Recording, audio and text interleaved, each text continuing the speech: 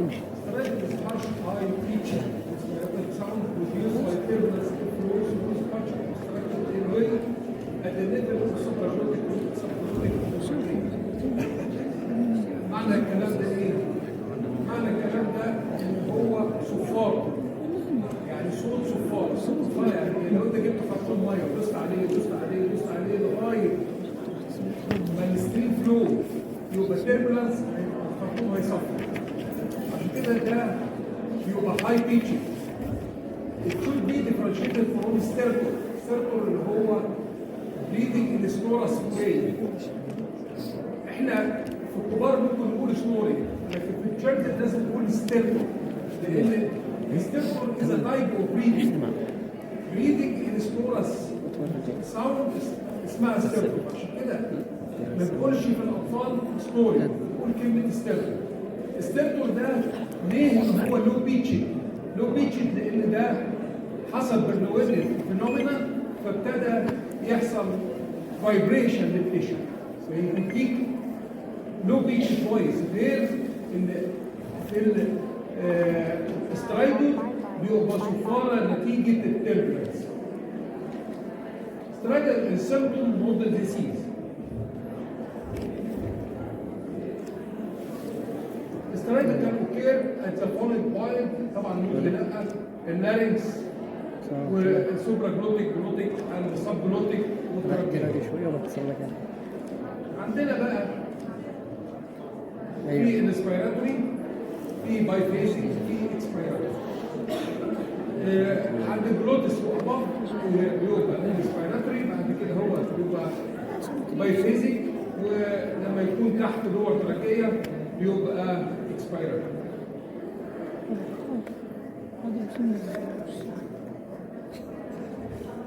ليه السترايدر مور كومن ان تشيلدرن والانفانت؟ لسبب ثلاث اي حاجه في التشيلدرن في حاجه اسمها اناتوميكال ستراكشر وفانكشن. اناتوميكال هو نارو وسمولر، بعد كده هو هتلاقي ستراكشر، هتلاقي الكارتريدج بتاع الريبس كلها كارتلاجنس. في نفس الوقت الفرتبرا بول فبيحصل باكت هاندل، ده حاجه سبورتد، دول بول سبورتد، في اي كونستراكشن تبص تلاقي التشيست يرجع ورا. ثالث حاجه فانكشن اللي هو الماسل ترانسبيريشن. الريسبيراتوري ماسلز ار immature، فما بتقدرش تريزيست الكونستراكشن. اخر حاجه فيزيكالي اللي هو بيسموها الكويسيلو. الكويسيلو بيقول ايه؟ ان لو احنا عندنا حصل ديكريس في الدايمتر للنص، الفلو بيقل بالريديوس بلس 4، يعني هيقل 16 مره. فاحنا عندنا نسمي كوزا لوز.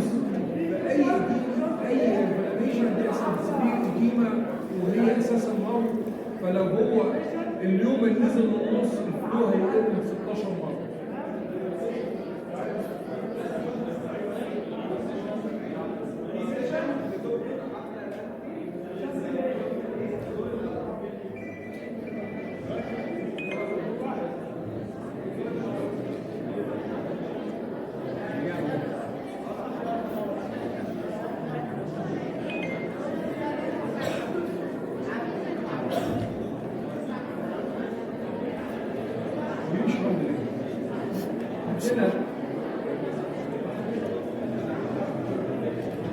خلاص اللي بعديها احنا بقى المفروض التيم بتاعنا في العيانين دول ان العيان بيجي لك من غير ما تعمل له اكزامينيشن لازم تحط possibility of diagnosis. الهاي سسبشن العيان اول حاجه بتجي لك الرينجوتراكيا برونكايتس، ده قمع. الرينجوتراكيا برونكايتس ده انفلاماتوري بروسيس سببها فيروس. لما يجي لك العيان احنا بنبص على الاربع حاجات. اول حاجه البريكنج، ثاني حاجه الفويس، ثالث حاجه اللي هو الديسفيجيا، واخد بالك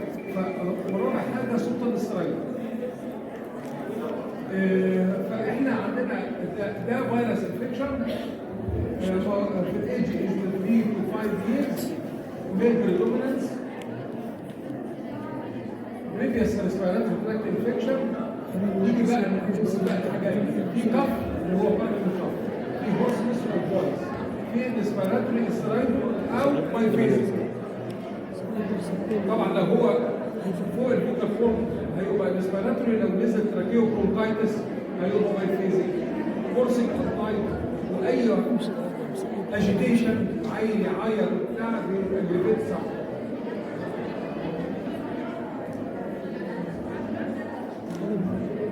Physical aspiration, normally under the inflamed pharynx, slightly increase respiratory rate, suprasternal recession, وبريفير تو سيت اب في البيت. العيل تلاقيه تيجي تنيمه لا قاعد مش عايز ينام عشان الريسبيراتوري ستريس ما يزيدش. غالبا زي ما احنا قلنا ان احنا ما بنحتاجش الانفستيجيشن، مجرد ان العيان ده هو شفنا السيمتوماتولوجي بتاعه وشفنا الكلينيكال بيكتشر بتشخصه، لكن لو عملنا سي اكس راي هتلاقي ان هو الكاركترستيك ستيبل صحيح.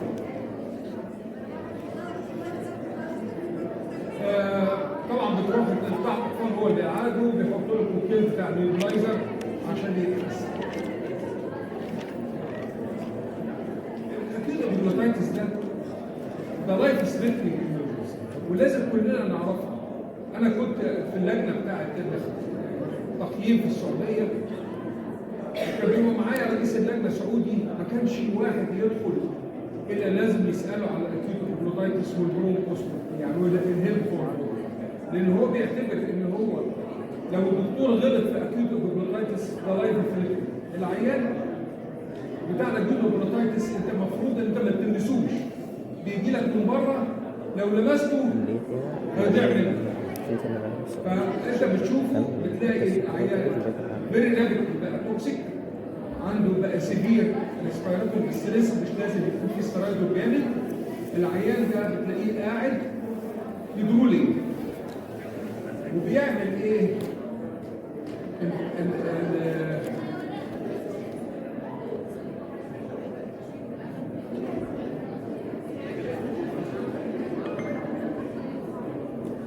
الترايبود بوزيشن لو هو واقف بيروح عامل كده اهو، تلاقي فتح بقه طلع الشن لفوق ورفع راسه اكستنشن.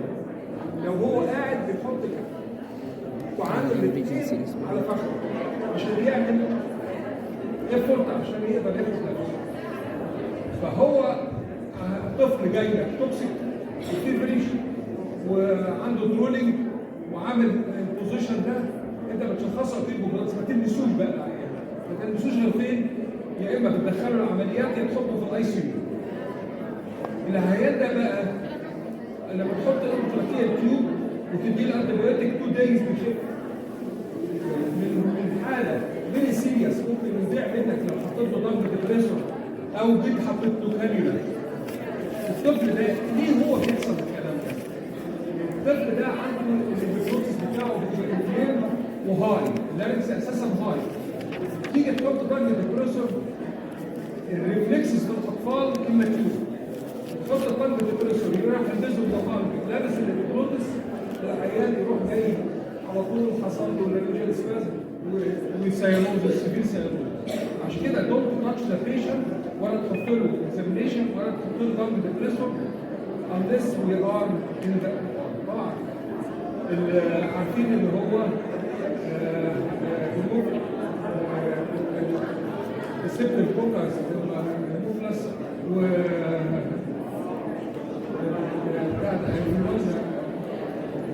سبت الفوكس تايب بي، وده طبعا بيقل مع الاميونيزيشن.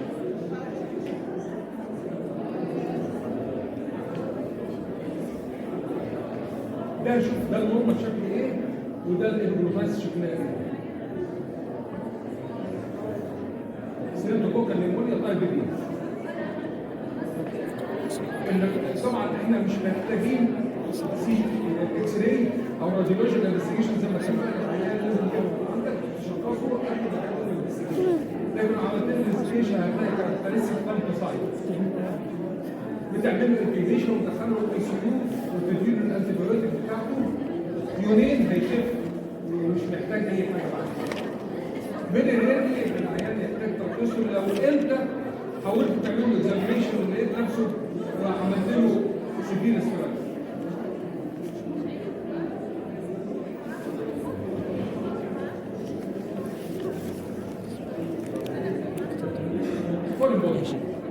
الفورين بودي طبعا كمان في الاطفال ودلوقتي احنا بنشوفها في الكبار اللي هو دبابيس بتاعت في الاطفال. ايه بقى ليه الطفل بيجي له فورين بودي بيحصل له انهاليشن الفورين بودي برغم ان هو في بروتكشن لللارينكس؟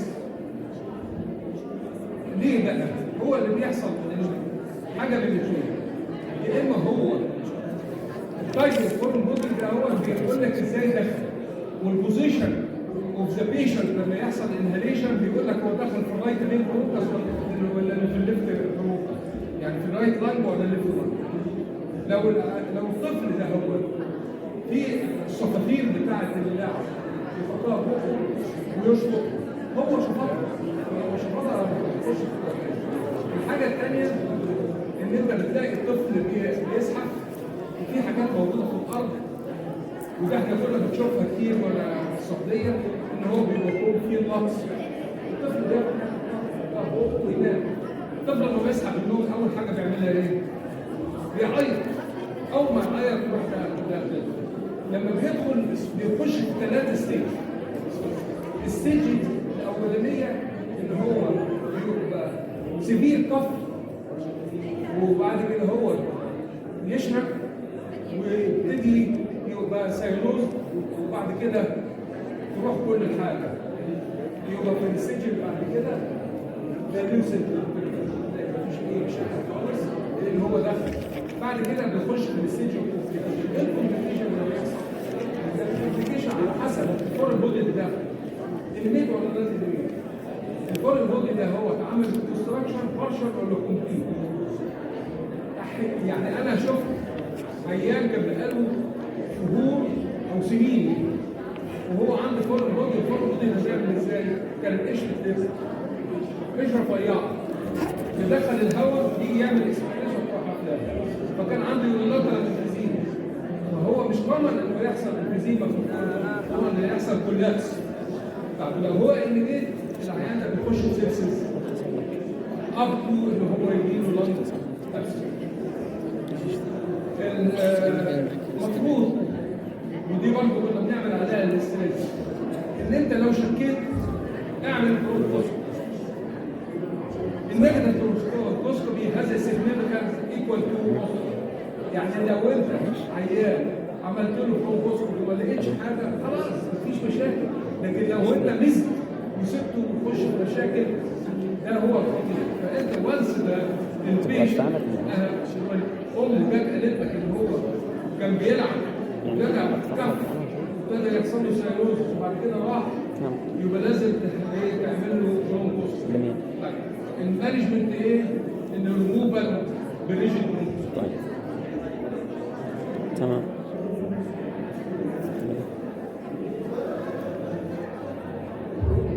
الستيج ده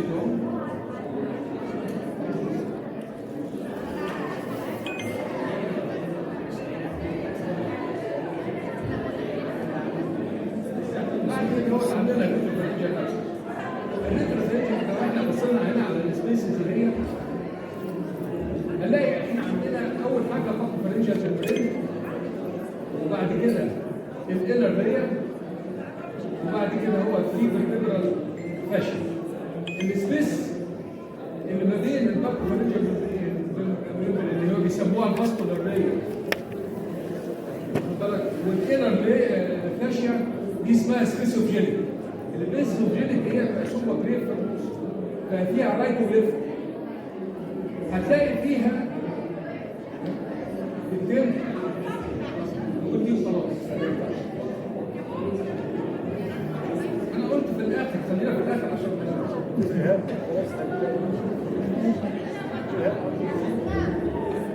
احنا في واحد خواجه كومونيست اسمه روبييه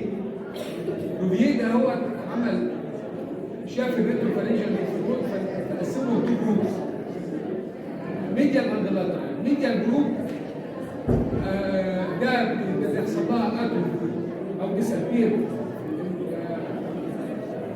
اونلي موجوده في التشيلدرن، وبعد كده بيحصل لها اتروفي. اللاترال جروب دي بنسميها على اسم اللي هو ليمف نود اتروفي، ودي بتريزيست وبيحصل فيها بتاثر كفارينجال ليمف نود للاسف. الميديال جروب اللي هي اعتقد اسمها ليمف نود هنا دي الفارينجال ابسنت. لما بيحصل هتلاقي فيه هيستوري اوف اير واي اوبستراكشن، اير واي انفكشن.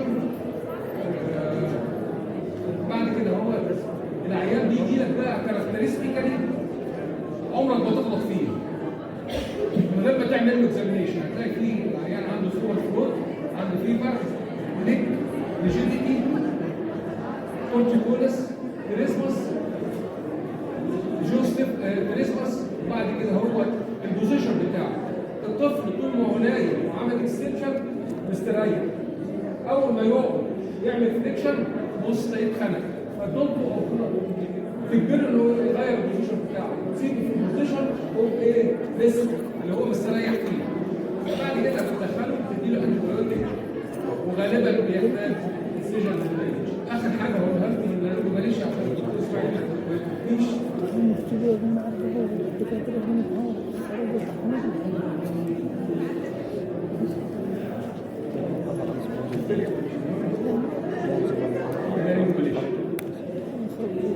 اللارينجوماليشيا. احنا عارفين ان الفضاء اللارينكس ديفرز from other larynx anatomical structure and function. anatomical اللي هو البوزيشن بتاعه هاي، اللي هو مور فانل، الجلوتس اوميجا شيب، النارو الجلوت الجلوتيك فولد. وبعد كده هو الستراكشر اللي هو لوز سبيوكوزا. وبعد كده الفانكشنال اللي هي immature reflexes. الاكسجينيتد تايب اوف انفانتايل تايب از ذا لارينجوماليشيا، يعني نفس الكلام ده بس اكسجينيتد، بيسموها لارينجوماليشيا. خلاص.